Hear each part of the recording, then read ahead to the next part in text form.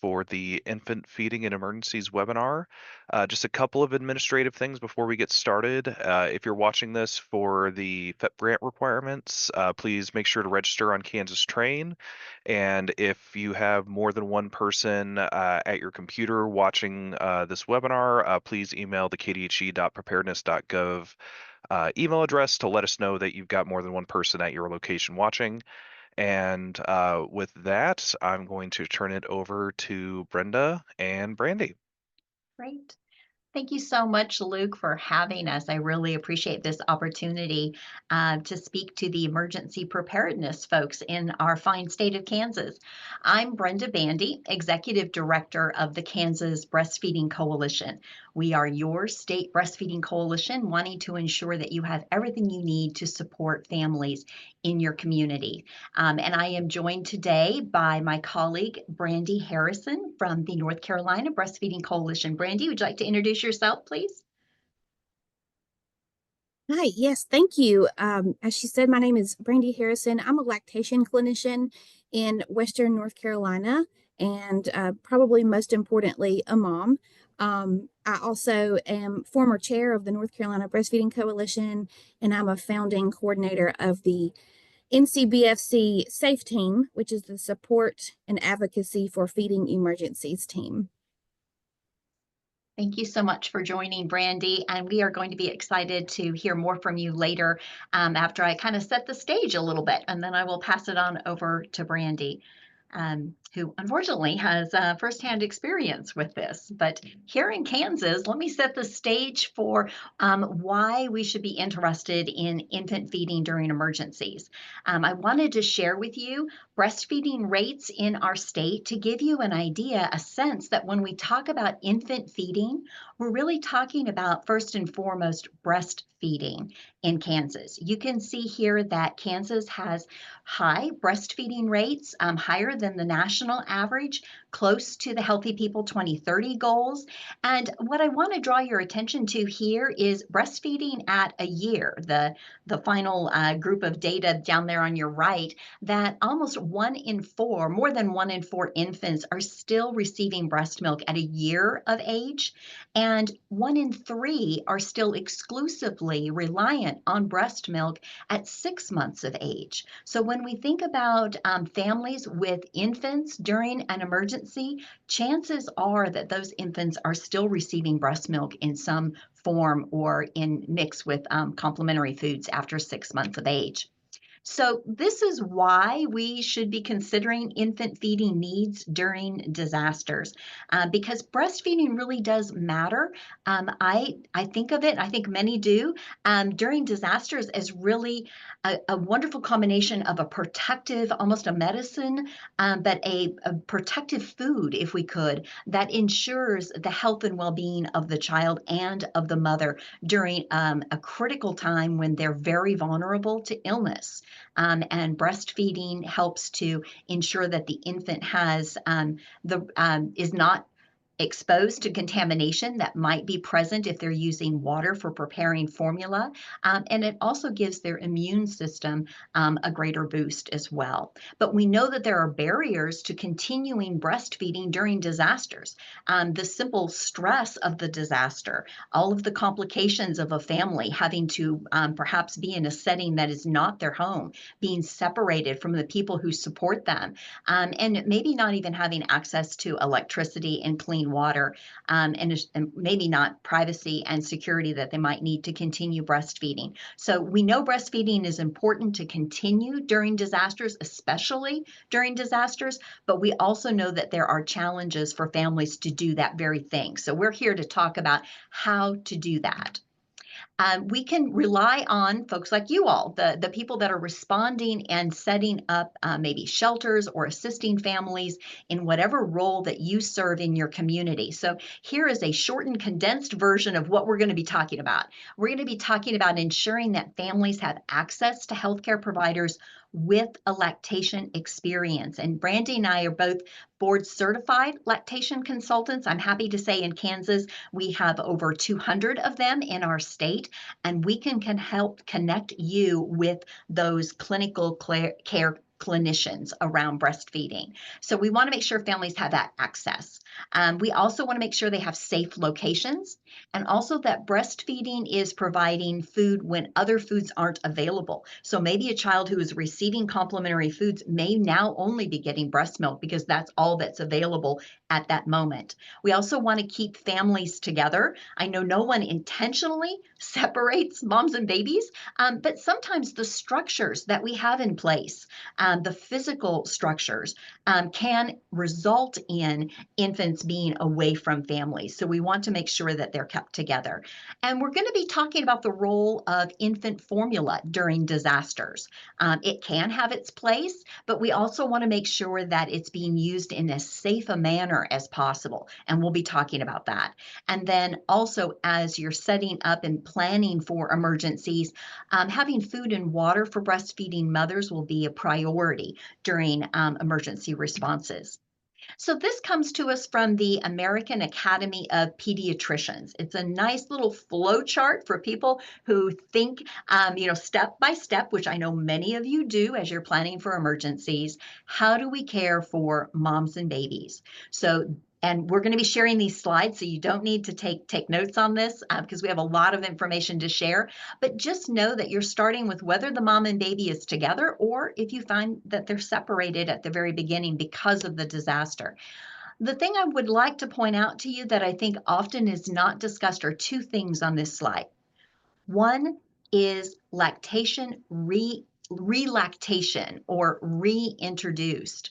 A lot of people don't know that that's possible, but a mother who has not been breastfeeding for a period of time, sometimes up to months, who had been breastfeeding could relactate with the assistance of a lactation consultant. So it is possible for mothers to reinduce their milk supply during emergencies to meet the needs of their infants, or at least partially meet the needs of their infants.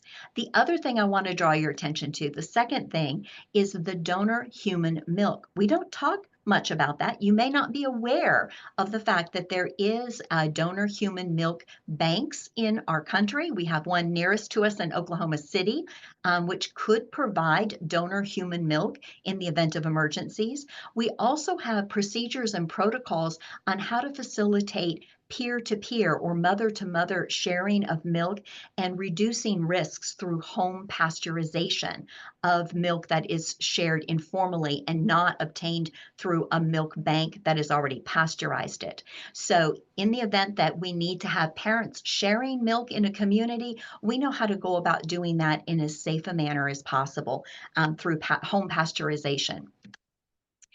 We also, and many of the things I'm sharing with you are in documents that we're going to be sharing at the end of this slide as well, because I really want to highlight the resources that are already available to you. And we're going to use those resources as our talking points. So this is another resource available to you from the CDC. And this is a new rapid needs assessment intake form. So think about this, and I'm only highlighting a couple of pieces of a much longer document, but it is literally could be a piece of paper on a clipboard with these check marks in a shelter situation, or when you are doing assessments for families outside of a shelter after a disaster. Here are some of the questions to be assessing and to be looking for. How is the family feeding children? I know Brandy's going to be talking about this in their response after Hurricane Helene, about how they assessed families' needs. But this is a tool that is available to you to get a sense of what does the family need?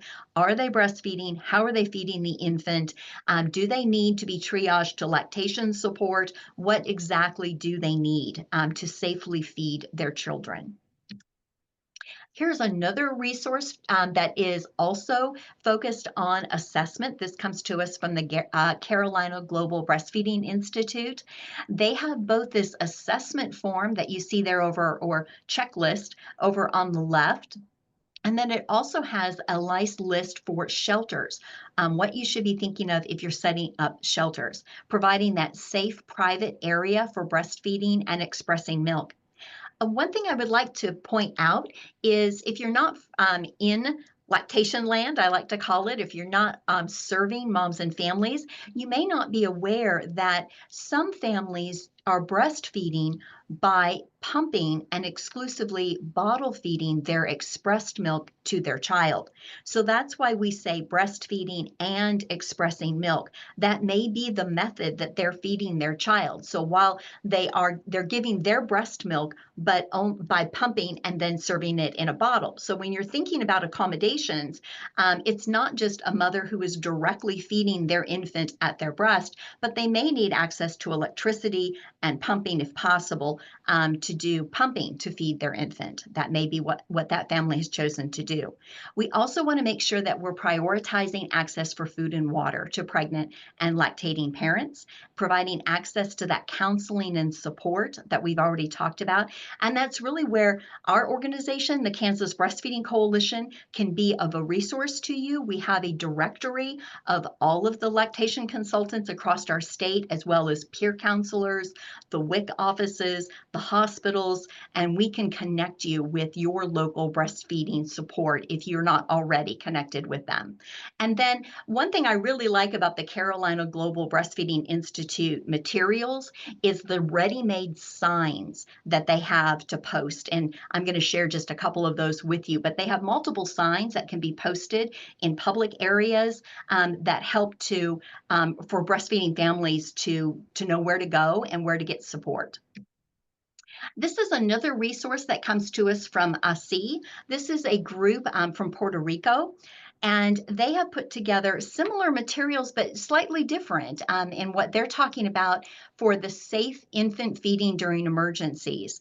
And so when you see this blue and pink, this is coming to us from Puerto Rico. But what they're talking about is that how to preserve and maintain lactation. How do we help actually that breastfeeding family to continue breastfeeding despite the barriers presented by emergencies? So again, safe spaces, don't separate, don't offer formula, prioritize feeding, and for those who have stopped breastfeeding, work with them to relactate and fully lactate. So I just wanted to point out that unfortunately, when communities have had to deal with an emergency, they are creating the resources that we can now lean on. And Puerto Rico, and here's one from New Orleans as well. And so this really comes from, and as Brandy's about to share, comes from their real life experience with helping families during emergencies. So I think it's good that they are sharing their lessons learned and the materials that they have created. So this comes to us from New Orleans, and they're saying, again, the same idea about not separating, continuing to breastfeed, pumping. They're also talking here, you'll see about hand hygiene and cleaning practices. It's important that those who are pump reliant have access to clean water for cleaning the pump parts and for hand hygiene so that the breast milk itself then is also safe.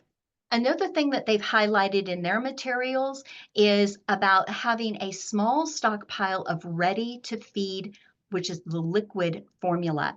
And we're going to talk more about that in just a moment about how to handle formula during emergencies. But this is a resource that's talking about how to have a small amount of this on hand in advance. So those of you that are preparing your emergency disaster preparedness plan might consider having a small stockpile of this if you don't already. And then in a disaster, this is one of the materials where we first start to see the mention of cups. We know that cup feeding during disasters is safer than bottle feeding because it is cleaner. Disposable cups can be thrown away and it doesn't require sanitation and washing the parts afterwards like bottles do and the bottle nipples. And that's often where sanitation or bacteria becomes present is in the cleaning of the infant feeding bottles afterwards. So just know that cup feeding, that may not be something you're familiar with. We have videos on how to help infants with cup feeding. It can be done.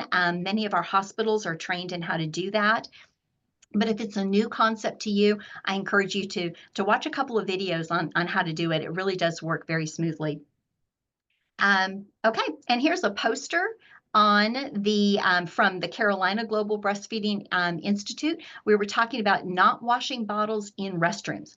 This is just one sign of many that they have available, but it helps to reinforce that idea. If a parent is going into the restroom to wash baby bottles, they might stop and say, wait a minute, where else should I be going to do this so that it is safer and more sanitary than going to a public restroom or a shelter restroom? Ask a volunteer for assistance. Do you have another place where infant bottles can be cleaned and sanitized that's not the restroom?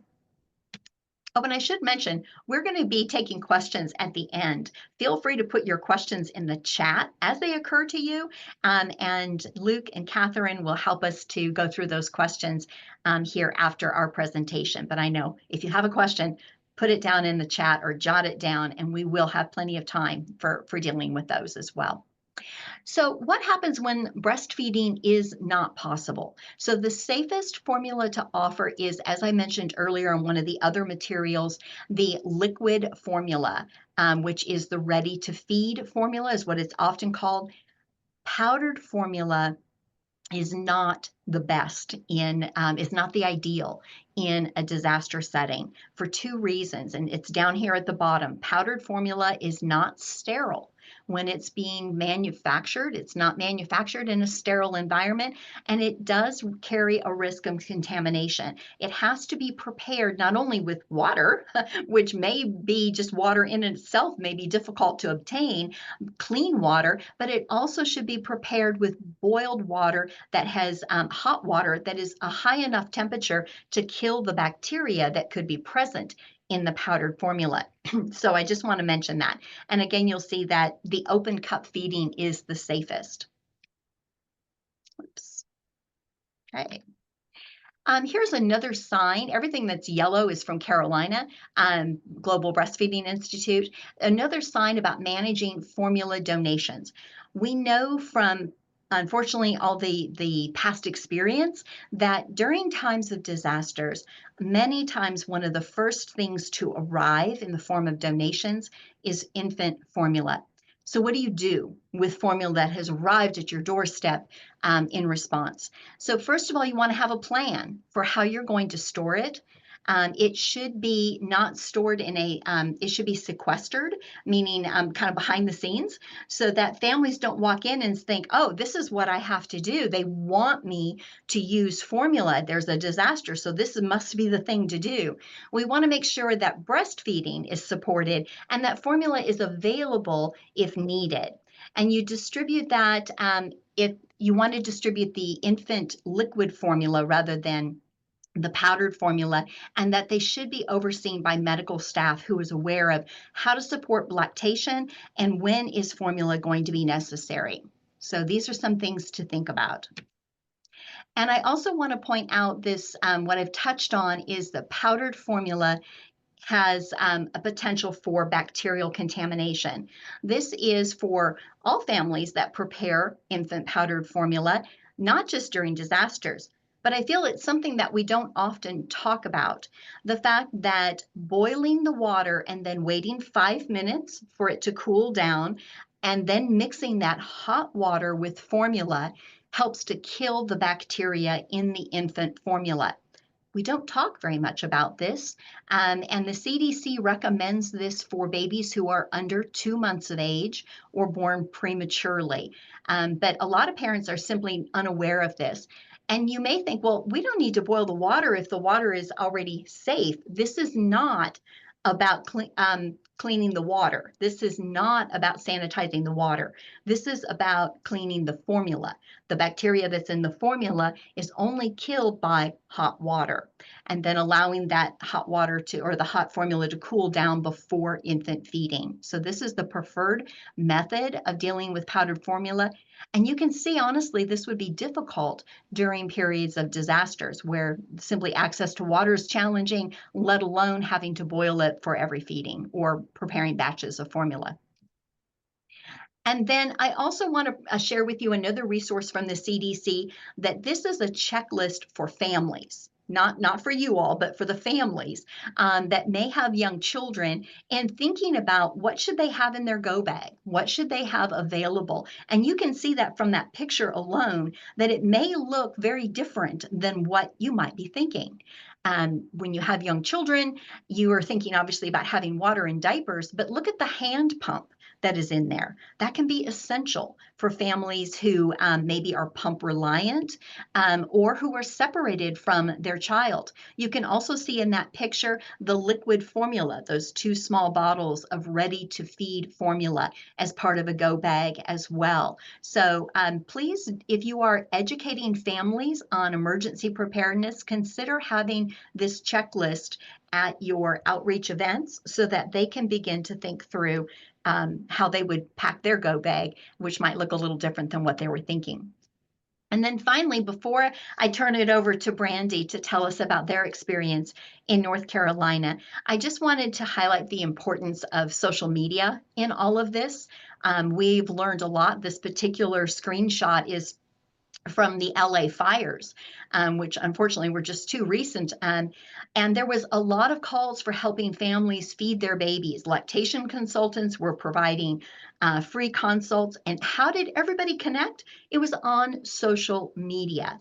So make sure that you have, as part of your plan, a way for both utilizing social media to get information out, but also to monitor social media for these types of calls to help. You may start to see families are like, where do I get donor human milk? Where do I get breast pump parts? Where do I get this? Where do I get that? You're going to see those calls for help coming out on social media probably first before you're going to get maybe a phone call. Maybe they can't even phone call. So please have a way of monitoring social media. The KBC has a very large social media presence on almost all social media platforms.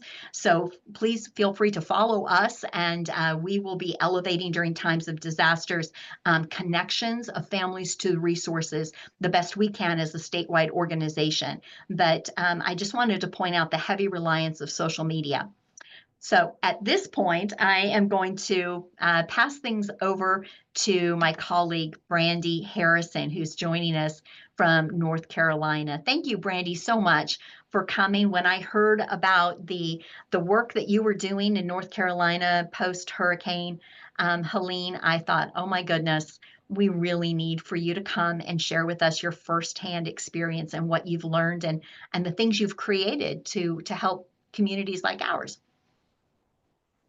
Yeah, thank you very much. I'm excited to be here. I have a lot to share, but I will do my best to work through it in as timely of manner as possible.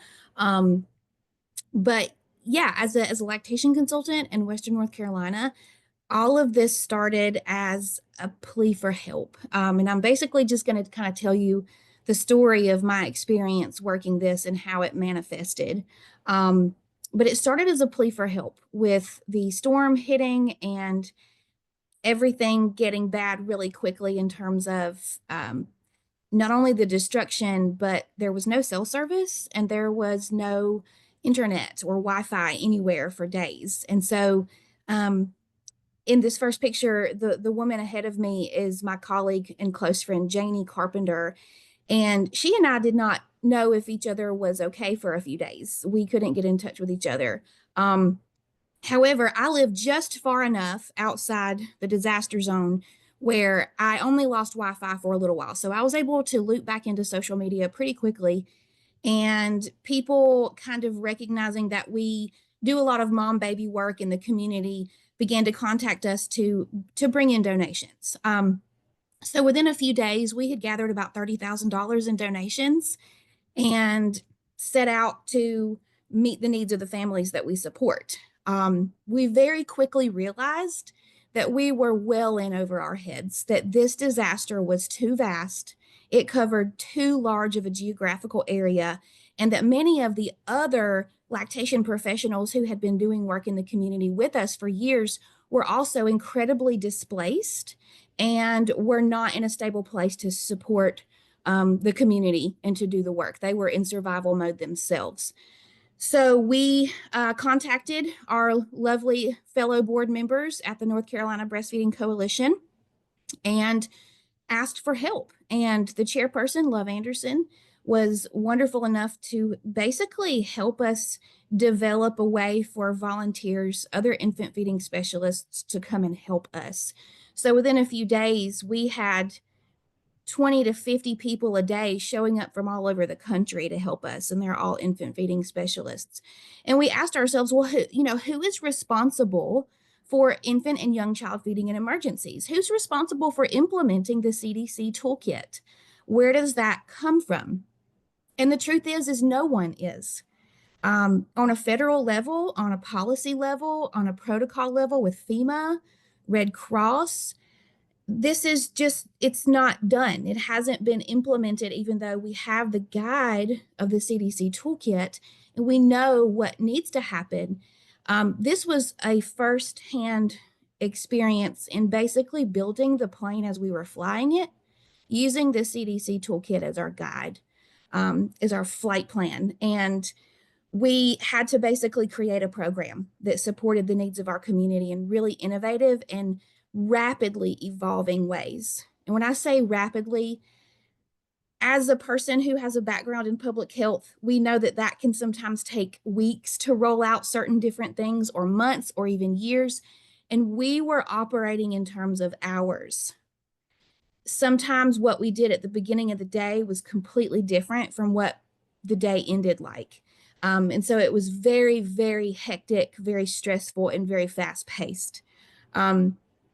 So we basically found out that the entities in charge, according to the vast nether worlds of the internet out there, basically says that you should contact your local breastfeeding coalition when disasters strike for infant feeding support and safe infant feeding support. So we, as I said, created this program where we could not only meet the needs of our community, but we began to train the volunteers as they came in to responsibly implement infant and young child feeding and emergency protocols. We began to create what you see here with the soldier holding, which was our infant feeding supplies sanitation kits. And we ended up distributing almost 5,000 of these kits. And I say ended up because this week is actually our last week. We're winding down our efforts because our funding has been exhausted. And we solely operated off donations. We didn't get any grants. We operated off donations from individuals and organizations. So this week is our last week and our funding is unfortunately exhausted. So we've been winding down efforts. But we also distributed over, or helped to facilitate the distribution of over 250,000 ounces of human donor milk. And that is the equivalent of 83,000 infant meals over the last 5 months. We also provided care to isolated families who could not logistically leave their homes, who needed lactation care, perinatal care, other types of resource connections. And we also worked with Johns Hopkins University and the University of North Carolina at Chapel Hill to gather data and aggregate this information, not studying the Appalachian people, but gathering data on the effectiveness of the interventions that we were implementing through infant and young child feeding and emergency infrastructure that we created, basically. We also experienced a lot of really scary and sad things, of course. I will be sharing a few stories that we experienced with the families that we supported. And those of us who are fairly local are still doing this work. We are just not funded like we used to be, but we've been doing this work long before and we'll keep doing it. I've always had a huge passion for infant and young child feeding in emergencies because I felt like it always was such an injustice that when things happen around the world, that moms and babies are the most vulnerable population and that they are comprising 60% of those heavily impacted after disasters, and that their mortality and morbidity rates go up 16 times what they were prior to the disaster. So we know that this is an incredibly vulnerable population, from pregnant people through lactating people and the children involved. We did witness a lot of failure to thrive. I've probably saw more failure to thrive in clinical cases during the first month of the disaster than I have in the last 2 to 3 years of strictly full-time clinical practice. We also saw incredible rates of breast illness and injury, such as mastitis or plugged ducts, because the levels of stress were altering microbiomes and creating inflammation that led to a lot of these types of things happening. And while we know that stress alone doesn't reduce milk supply, it will reduce oxytocin release. So clinically, that means that they may not flow well. The milk is there, but the stress causes it not to flow well. And over time, the milk not being removed from the breasts can absolutely lower supply if that happens. And I'm trying not to skip around too much. It's just a lot of information to share. So please feel free to pop those questions in the chat. But we definitely created basically three main areas of support. We supported all the donation sites, which there were hundreds of and still are very many. We supported families living in shelters, which that did kind of not end up being as prevalent as what the CDC toolkit actually describes. I feel like the CDC toolkit is very shelter heavy. And while we did have families in shelters, we actually have more families who are living in hotel settings through FEMA vouchers and RVs and campers and tents. So that, along with them, a lot of times staying in their badly damaged homes. Appalachian people are proud. They do not want to leave their homes and their land. They don't want to have to accept help, worrying that someone else needs it more than them. And so that created a unique set of challenges to support those families. And the rapid needs assessment really, really helped us to make sure that we were getting down to the root of their need and not just what they were in front of us asking for help with. Because sometimes, for example, a mother would come to us asking for formula or donor milk, worried about milk supply. But when we conducted a rapid needs assessment, we realized that this mother had not eaten in 2 days. And she was very worried about her supply because she did not have adequate food for herself. So when we were able to feed that mother, we were also simultaneously helping her to feed her baby and to reduce the risks of formula exposure through all of those things that Brenda mentioned before. So we also supported organizations and health departments to implement this information into the families, to the families that they serve. And of course, I had mentioned the individual families that we helped. Sometimes we were hiking to those families. A lot of times they were finding us or contacting us, or we were finding them at donation sites. But trying to help implement those safe infant feeding practices and just to spread the information, because this is not very well known as common knowledge for people who don't work in lactation land. Even the Cajun Navy had never heard of this information before we provided them with training on it. So it's not something that's common knowledge, and that's okay, right? But as emergency preparedness staff and coordinators, it is incredibly important information to not only know about, but to implement. And that's the part that is hard, because if you aren't an IBCLC, implementing this along with all the other jobs of an emergency preparedness coordinator may be very challenging. And so I encourage everyone to find who your strong lactation care providers are in your community and make sure that they can help you to implement this when those disasters strike. We also conducted training of volunteers at donation sites. And we also brought in those infant feeding specialists and created cohorts to train them and to offer continuing education credits as we trained them. And not only did they get didactic information and training, they also got real world in the field experience. And so the Carolina Global Breastfeeding Institute helped us very quickly to establish a curriculum. And most of the stuff that you've seen from CGBI today is utilized in the cohort trainings that we were conducting.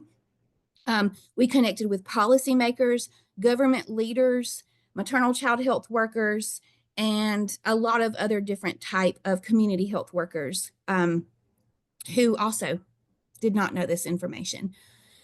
I had mentioned the facilitation of the informal milk sharing. We did find a lot of what I like to call rogue milk banks that were operating out there. And that might have looked like someone with 4 deep freezers in the back of a church. And they had thousands of ounces of milk and they didn't know where any of it came from. Some of it wasn't dated.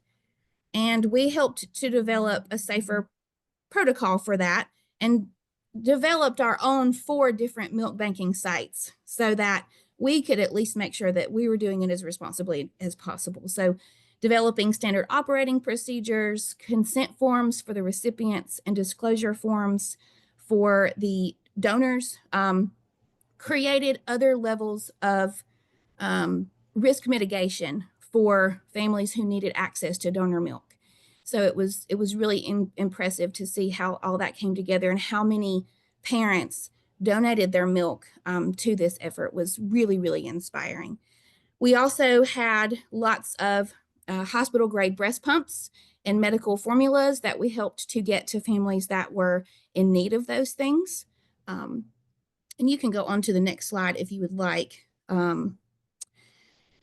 But we also, here's an example of a safe infant feeding kit that we would create. And again, we had distributed almost 5,000 of these.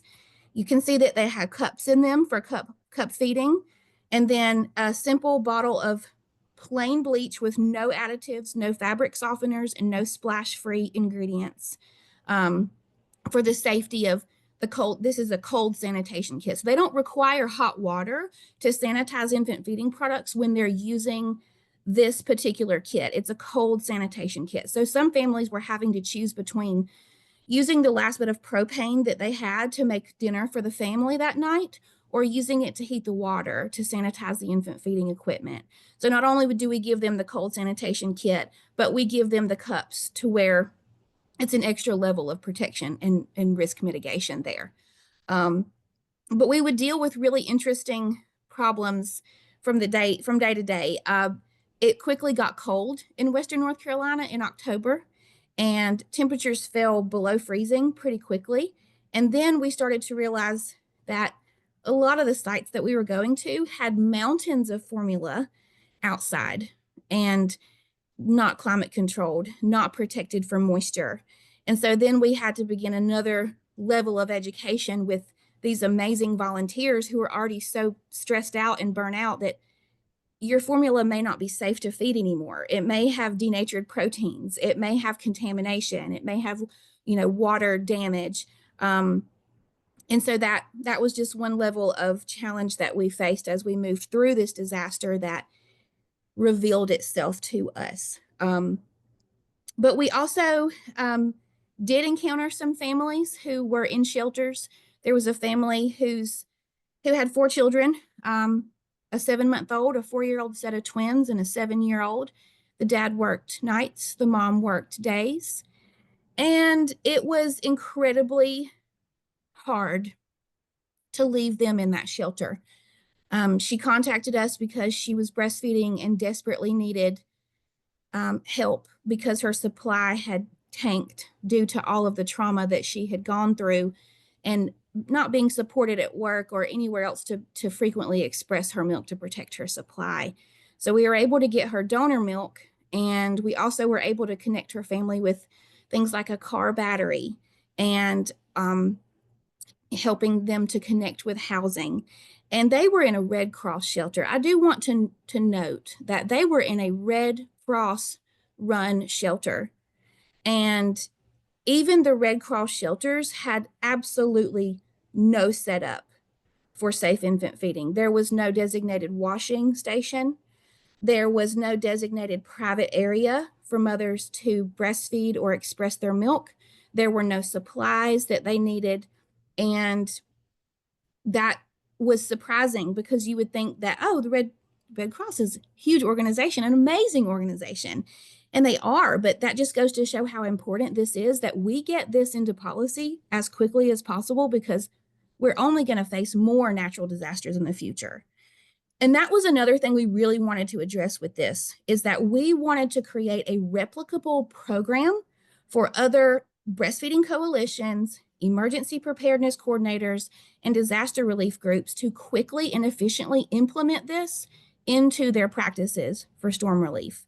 That was a huge goal of ours. And we know that this is implementable, if that's even a word, in the wildfire situation, in earthquake situations, in ice storm situations, and flood situations, and any other situation that you could possibly think of.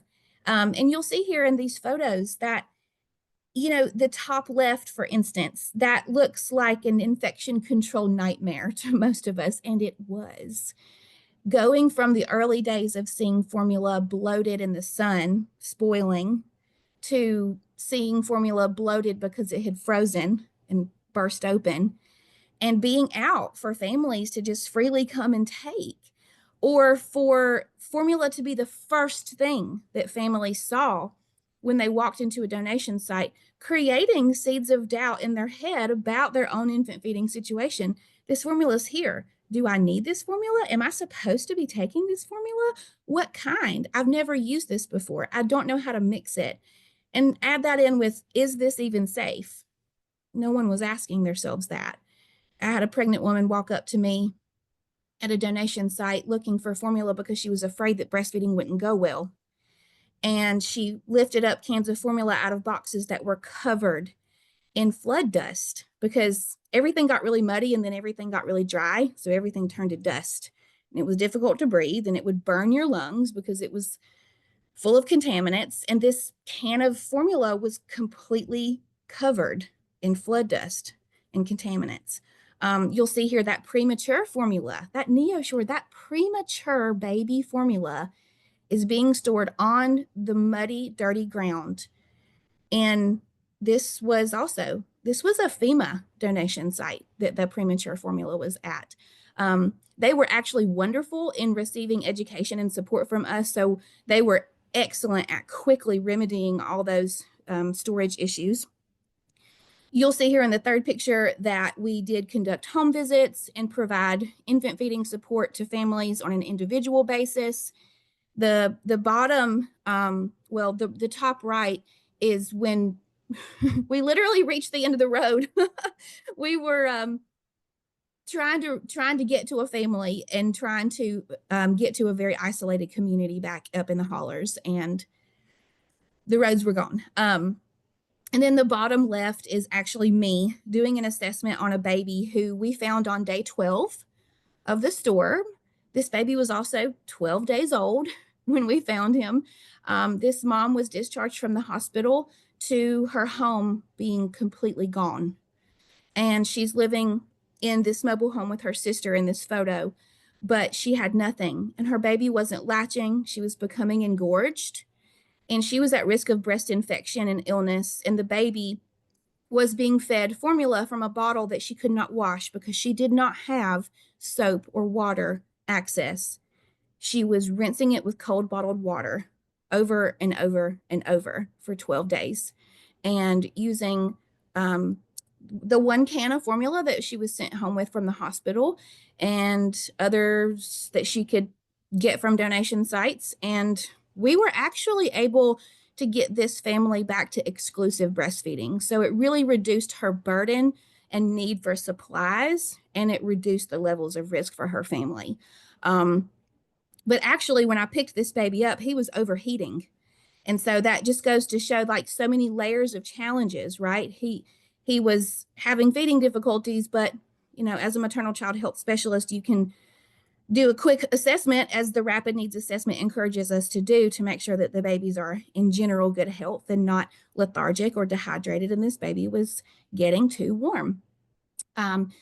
Anyone who's familiar with the Asheville area knows about a big concert venue called the Orange Peel. And we actually utilized that space for a few weeks in the beginning to assemble our volunteers, to assemble these supply kits, and to deploy from there. And then you'll see the milk there. We did come up with those wonderful standard operating procedures to reduce and mitigate those risks. So they were properly bagged and tagged, and each brick of milk or a gallon bag that the family would receive had the disclosure of the donor inside the bag. So it was very much less informal milk sharing. It was more like informed milk sharing, which I think is an interesting concept. But yeah, you can go on to the next slide. And what I really like to make sure that I don't forget to say is Helene has taken so much from our community. It has created trauma that will last for years. The damage is still so bad. The destruction is still so vast, and families still have such incredible needs.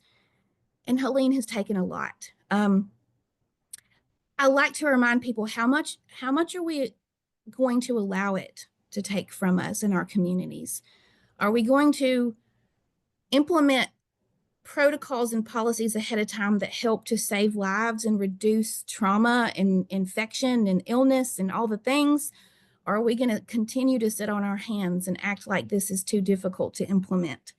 And so it cost our country $53 billion every year by not providing appropriate breastfeeding support in lots of different types of settings.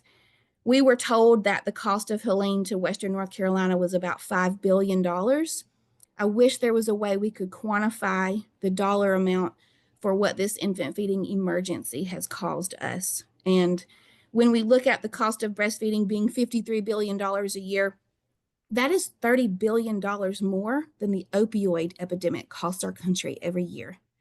And so this is a public health emergency. It was and still is an infant feeding emergency. We have had instances where whole families have frozen to death in tents, including their children. We have had dads approach us with the need for formula because the mother was not able to be saved through the floods.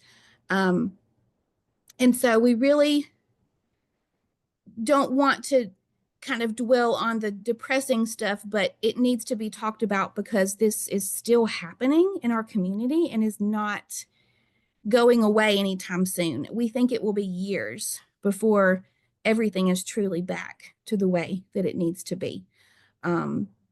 So that is a very quick rundown of my story and my experience working in this disaster area as a clinician. And I would really love to hear any questions that you guys have for me. Oh, Brandy, this is Brenda. I just want to say how grateful I am for you sharing this information and stories and your passion with us here in Kansas. And I am so hopeful that the people who are on today's call really take your call to action to heart, because I think that we can do better, and we should, for the moms and families and babies in our state and across the country. I agree. Luke, I'm going to look to you for any questions that may have arisen. Let's see. I see that someone raised their hand. Would the individual who raised their hand, would you mind placing your question in the chat? And I'm going to stop sharing because we don't need to stare at the list of resources, and we can move it more to a conversation. I hope we can have a conversation about this and know that we will be providing the slides with the resources and those documents that Luke will upload to the Kansas Train site as well, along with the recording from this. Oh, I just got a message that the chat is disabled. Oh. But the Q&A is not disabled, so questions can be put there. Oh yes, please put them in the Q&A.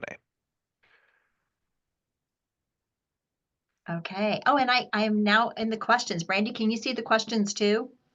I can, yes. Okay, so Skip is asked, is there a stockpile of formula somewhere? We do not have it on hand here outside of the WIC that's already ready to go.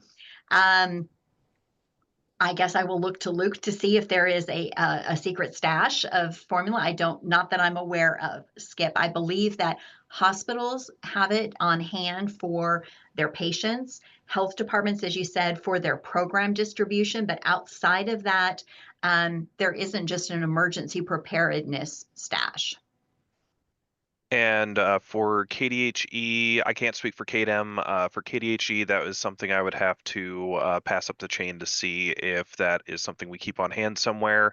But we can get the answer to that and push that out with the Q&A document after this. Thanks. And I would like to add that ready to feed is usually not as hard to find as we worry it would be, thank goodness. And there is a purchase order list in the toolkit that will tell you what to order, how much of it to order, what types to order, where to order it from. And so that's kind of set up for us in the toolkit. Another thing that's really interesting is, for instance, if you get the 32-ounce ready-to-feed containers of formula, they don't fit in a hotel mini fridge. So if they're opened and need to be used within 24 hours and they don't have a cooler, they're oftentimes not. We actually encountered a family who was feeding a 2-week-old baby and was not refrigerating it at all. And so we like the 2-ounce containers of ready to feed with a sterile nipple or a cup versus the really big 32-ounce ones. They're just easier to store. There's less waste. There's less overfeeding risk. And we have found that even though people are really worried about a formula shortage, what we have actually found is the complete opposite, that we are tossing and disposing of thousands upon thousands of pounds of formula in a month. We don't have the numbers for that, but it has been incredibly high in terms of the amount of waste that has occurred because of unregulated formula donations. And so it has, it's a big problem. People do it out of the goodness of their hearts. They have the best of intentions, of always. It's just not common knowledge. But luckily, we've not had any issues having to use powdered versus ready to feed. We've had plenty of those to the ready to feed. Yeah. Brandy, I so appreciate the very practical nature of, gosh, the, hotel refrigerator. Who would have thought what can be stored in there? So I really appreciate that important detail. And I think back to Skip's question, is there like a stash somewhere? I really think from what I've learned with just emergency responses, and as you said, Brandy, the formula comes pouring in and it's usually overwhelms the system. It's more than what they need. So I don't think that KDHE needs to have a stash, because chances are it's not even going to be in the place where the emergency happens. So you're going to have to transport it there. So I really think if Brandy, I think from what you've said, that it might be better to have a list of, for the public, here are items that are needed. Ready to feed formula would be on that list, but also diapers and wet wipes and all the other things, so that people, like you said, who are best of intention that want to help can do it in a more helpful manner rather than sending cans of powdered formula. So yeah, monetary donations are ideal because that allows us to meet the needs, whatever it looks like. But what we also have found is the vast amount of unregulated formula donations, they create an incredible burden on the community to deal with the distribution and the regulation of that, and also the disposal and the storage. So a lot of really overwhelmed, huge, and when I say mountains, I mean like 3 tall of me in terms of stacks of diapers, wipes, and formula. And what we also know is it can create a retail shortage of formula. If people are purchasing that to donate, then we actually create a shortage for those seeking to buy the formula off the shelves. It's really interesting dynamics. And some of the stuff we didn't know until we just experienced it. It was interesting. I'm so glad you're here to share that. And I also want to let everyone on today's call know that in Kansas, we have over 33 local breastfeeding coalitions. So when Brandy said that FEMA was saying, oh, just reach out to your local breastfeeding coalition, chances are that you have a local breastfeeding coalition. And I made a note to include the directory of that coalition list so that you know who to contact to find your local breastfeeding coalition. And then it's our job as the state coalition to make sure that they have the support and resources they need to support you. So I just wanted to point out that's our structure in Kansas, is that like Brandy's, a local response team and supported by the state coalition. Yeah. Other questions? Yeah, I'm not seeing any other questions right now. If anyone has questions down the road, is there a preferred way that you would like them to get a hold of you? Yes, by email would be best. And I think using the KBC's, the Kansas Breastfeeding Coalition's info at ksbreastfeeding.org. So that's info at ksbreastfeeding.org. And I'll also include that on the resource list that I'm sending out as well. And thank you, Brandy, for sharing your information. So if you have questions directly for Brandy, and I wrote down, I would love, Brandy, to have you come to Kansas and do that training that you were talking about. I would Um, love that. Yes. And so if there's anyone listening to the call or the recording of the call, if you would be interested in attending the safe infant feeding training that Brandy talked about, please email me and we can begin to gather an interest. And our organization is happy to host that. So we're just trying to gauge interest. Please reach out and let me know if you're interested in having you or members of your staff attend it. Probably would be in Wichita. I think we'd just have a local central space for that. So, That sounds wonderful. And we do offer virtual and hybrid options for these, anywhere from a 15-minute in service to an hour-long lunch and learn. And we love coming places in person. I'm currently 36 weeks pregnant with my fifth child, so I'll take just a hot minute off in here in about a month. But I would love to come and do that. That would be amazing. oh, wonderful. Thank you so much, Brandy, and good luck and best wishes with the new addition to your family. I see that somebody else has raised their hand, and I think we have to, oh, the chat has been reactivated, or maybe it's just for us. Kathy Duggar raised her hand. If you have a question, I think you'll have to drop it into the Q&A, which is down on the toolbar at the bottom, and we only have like a minute or two left. So Kathy, if you can hear us and you have a question, put it into the Q&A section. Or you can always reach out to me at info@ksbreastfeeding.org. And actually, Kathy, I'm gonna unmuted you so you can talk. Oh, good. Thank you, Brandy. Kathy, you can unmute and ask your question. I am, and you just answered it. I just needed to know the email again to reach you, Brenda. Okay. Okay. Great. Thanks, Thank you. Kathy. And this will be in the resource document as well. And I don't know if you all are able to see the chat, but I'm going to type it in just in case you're able to see the chat, because I know it was not activated. Oh, wait, let's see. I just sent it to Brandy. Just a second. You would think, oh, here we go. After how many years of doing Zoom meetings, you would think we would know how this all worked. I am so thankful that you all have chosen to spend this hour with us to learn more about this important topic.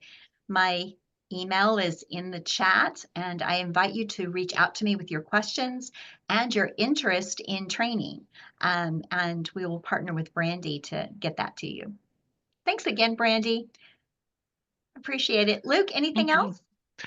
No, we'll send out the recording information when it's ready to go, along with and that will be to all the our normal distribution list. We'll also be including any of the documentation that you would like to go out with that, any of the handouts or additional information, along with the slides for those who are interested, as well as the Q&A. So. Be on the lookout for that. And thank you, Brandy and Brenda, so much for coming out and talking with us today. And for everyone else who attended, thank you all for coming out. And we will see you next month in the next webinar. Great. Thanks for having us. Take care.